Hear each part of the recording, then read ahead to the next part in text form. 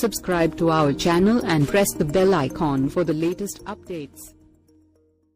పుల్వామా ఉగ్రదాడి నేపథ్యంలో పాకిస్తాన్తో జూన్ 16న జరగనున్న వరల్డ్ కప్ మ్యాచ్ను భారత్ బహిష్కరించాలని పెద్ద ఎత్తున డిమాండ్లు వినిపిస్తూ ఉండడంపై అంతర్జాతీయ క్రికెట్ కౌన్సిల్ స్పందించింది.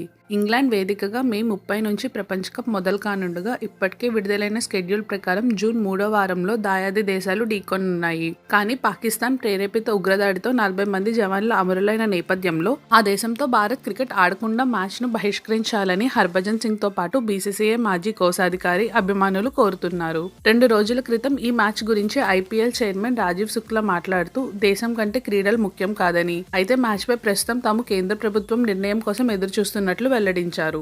ఐపీఎల్ చైర్మన్ వ్యాఖ్యలతో పాకిస్తాన్తో మ్యాచ్ను భారత్ బహిష్కరించబోతుందంటూ వార్తలు పెరిగాయి. దీంతో ఐసీసీ సీఈఓ రిచర్డ్సన్ స్పందించాడు. ఉగ్రదాడితో అసువులు బాసిన జవాన్ల కుటుంబాల గురించి మేము కూడా చింతిస్తున్నాం. ఇది చాలా బాధాకరమైన ఘటన.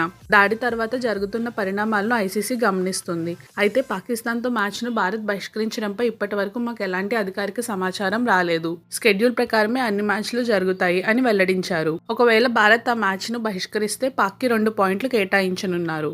ముంబై దాడుల తర్వాత పాకిస్తాన్తో ద్వైపాక్షిక సిరీస్లకు దూరంగా ఉంటున్న భారత జట్టు కేవలం ఐసీసీ టోర్నీలో మాత్రమే ఆడుతుంది.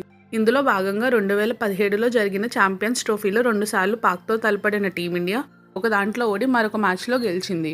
గతేడాది ఆసియా కప్లో 2 సార్లు తలపడి రెండిట్లోనూ ఘన విజయాల్ని అందుకుంది. ఇలాంటి మరిన్ని అప్డేట్స్ కోసం మన ఛానల్ను సబ్స్క్రైబ్ చేయండి.